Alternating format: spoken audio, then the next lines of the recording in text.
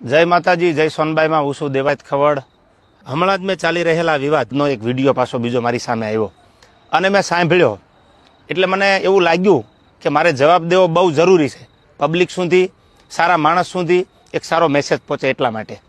એ વિડીયોમાં એ બોલે છે પહેલો પોઈન્ટ કે એડ્રેસ છુપાવવું પડે છે એને। તો મારે એડ્રેસ કેમ છુપાવવું પડે ભાઈ? મારી તો અપડેટ હોય કે મારો ગઈકાલે આ કાર્યક્રમ છે, છતાંય તારે એડ્રેસ જોતું જ હોય તો ઇસ્કોન આંબલી રોડ ઉપર મારી ઓફિસ છે, આ મારું એડ્રેસ, ઓકે। બીજી વાત, પ્રશ્ન બીજો કે 200 લોકોને સાથે લઈને ફરે છે। 200 લોકો એટલે એક ગાડીમાં 4નું 5નું સીટિંગ હોય, તો 200 લોકોમાં કેટલી ગાડીઓ કમસે કમ મારે જોવે? આપ પણ જાણો છો। જેને જેને ડાયરા કર્યા આયોજકને પૂછો કે કેટલી ગાડીઓ લઈને આવું છું, એ બધા પ્રૂફ પુરાવા દેવાની જરૂર નથી, આ એકદમ ફેક્ટ વાત છે, ઉપજાવેલી વાત છે એની।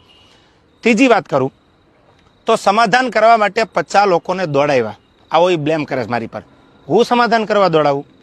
તું એવડી મોટી કોઈ તોપ નથી તો હું સમાધાન કરવા માટે 50 લોકોને દોડતા? ઓથેન્ટિક પુરાવો કે તે જ્યારે આ બનાવ બન્યો 2 વર્ષ પહેલા સોનબાઈ માના મંદિરે જ્યારે સમાધાન કરવાનું હતું ત્યારે પ્રવીણદાન ગઢવી એટલે કે મોગલ સેનાના પ્રમુખ, મને ફોન આવ્યો પેલો દીપકભાઈ કાઠીનો અમદાવાદ કે પ્રવીણદાનને કામ છે, પ્રવીણદાનને કોન્ફરન્સમાં લીધા અને મને પ્રવીણદાને કીધું કે કોઈ પણ રીતે આ મામલો પતાવવાનો છે, તમે પ્લીઝ।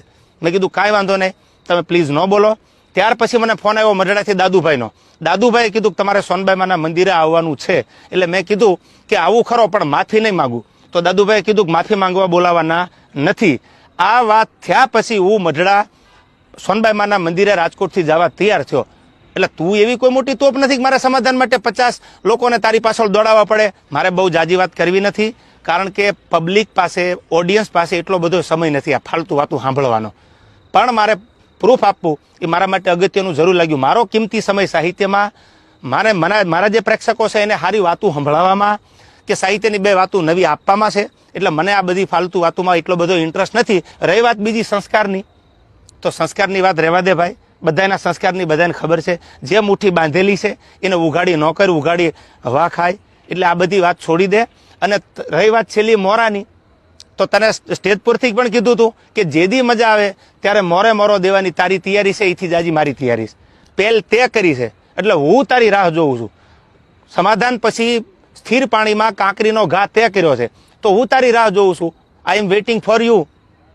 કોઈ લાંબી ચર્ચા કરવાની જરૂર નથી, મેં આની પહેલાંય કીધું હતું ને, હજી કહું છું ડાયલોગબાજી બંધ કરી દે, તારી રાહે રાહ છે, પહેલ તે કરી છે, મેં નથી કરી। તને જ્યારે મજા આવે ત્યારે મારી ઓફિસ છે ઇસ્કોન આંબલી રોડ ઉપર અમદાવાદ, તો ભલે, બાકી તને મારા બધા એડ્રેસ તારી સાથે જે બેસે છે એ મારી સાથે બેસે છે, એની બધી ખબર છે, પૂછી લેજો, ઓકે। રહી વાત બીજી મઢડાની, કે જ્યારે સમાધાન મને દાદુભાઈ બોલાવ્યો એટલે મેં કીધું કે માના દરબારમાં માથી મોટું મારા માટે કોઈ હોય નહીં, મારા માટે જે કાંઈ છે હું જેના ઉપર વિશ્વાસ અને શ્રદ્ધા રાખું છું એ સોનબાઈમાનું મંદિર છે, એટલે મેં માફી માંગી લીધી, નો ડાઉટ, વાત પૂરી થઈ ગઈ। ત્યાર પછી એવું બોલ્યો કે સમાધાન પછી આ ભાઈએ ચાળા કર્યા છે, એક પણ ચાળાનો વિડીયો બતાવી દે, ઓડિયો બતાવી દે તો હું માનું કે તું સાચો છો। દૂધનું દૂધ અને પાણીનું પાણી, આ બધોય જવાબ સાંભળનારા 18 વરણે આપી દીધો છે। મને તો એટલું યાદ આવે કે સોનબાઈમાના સાનિધ્યમાં સમાધાન થયા પછી આ વસ્તુ જે બની ખોટી છે, જે કરવું હોય એ વેલકમ। જય માતાજી।